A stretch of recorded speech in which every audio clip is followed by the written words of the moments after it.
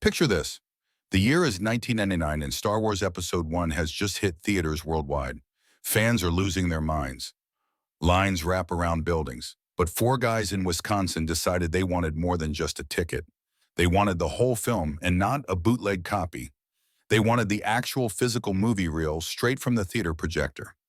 Charles Phillips and the Stearns brothers hatched their plan during a party that probably involved way too much beer and way too little thinking. They snuck into the theater like wannabe rebels infiltrating the Death Star. Except instead of stealing plans, they were stealing an actual movie that weighed about 50 pounds. Things went about as smooth as Jar Jar Binks at a diplomatic meeting. The film unraveled everywhere, boy. Like a catastrophic spool of disaster, they stuffed the mess into their car. Then they tried washing their fingerprints off in a bathtub because apparently they thought film reels work like dishes. Spoiler alert, they don't. The whole thing ended with them cutting up thousands of feet of film and stuffing it into 3 garbage bags, like the worst disposal job in cinematic history. Authorities call them the gang that couldn't shoot straight. They pleaded guilty to theft and faced up to 9 months in jail plus thousands in restitution. The moral of the story? If you love Star Wars that much, just buy a ticket like everyone else. Steve Sansweet owns something incredible. The world's largest private collection of Star Wars memorabilia. Over 400,000 pieces displayed at Rancho Obi-Wan in California. Everything from vintage action figures to actual movie props. It was a Star Wars fan's ultimate dream. Then his nightmare walked in wearing a friendly smile. Carl Cunningham was a well-known collector and R2-D2 builder. Someone Sansweet considered family. Someone who stayed at his home multiple times between 2015 and 2016. Someone who shared meals at his table.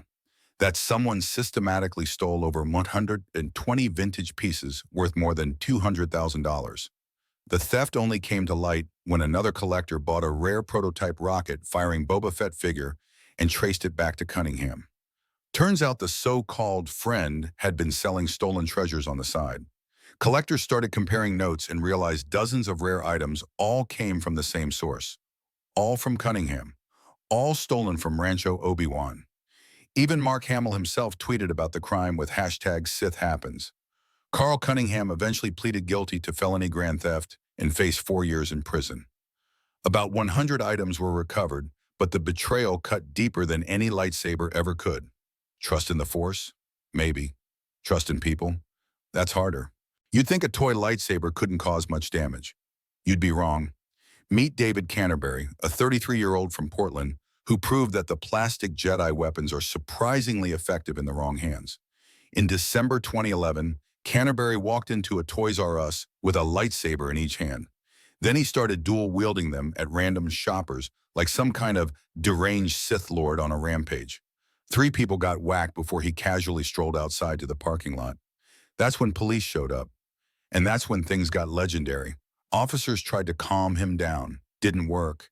He kept swinging and yelling random nonsense. So they fired a taser. Canterbury used his lightsaber to deflect one of the wires. I'm not joking. He actually blocked a taser with a toy sword. A second taser made contact, but he broke free using the lightsaber again. Eventually, police tackled him, and he got 45 days in jail, plus a mental health evaluation. But wait, there's more. In 2018, a Pennsylvania man named Andrew Vargas beat his own 75-year-old mother with a lightsaber. She was bleeding from her head when police arrived.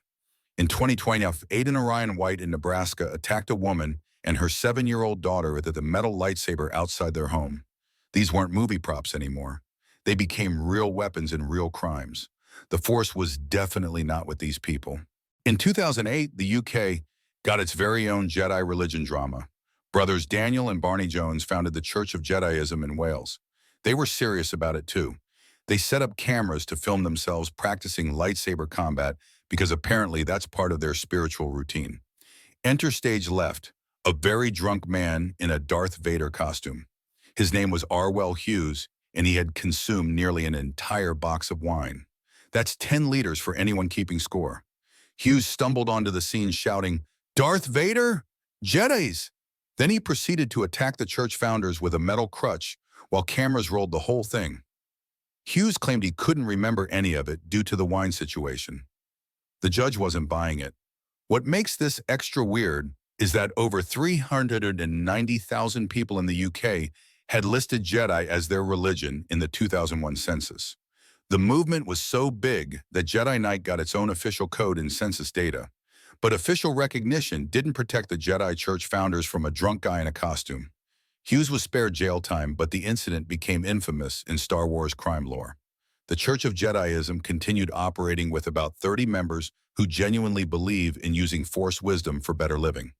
Just maybe with better security next time. Banks getting robbed is nothing new. Banks getting robbed by Darth Vader? That's a whole different level of weird.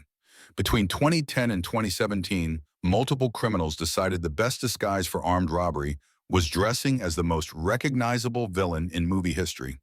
In 2010, a Darth Vader wannabe robbed a Chase Bank in Long Island wearing a blue cape and camouflage pants because apparently staying in character wasn't important.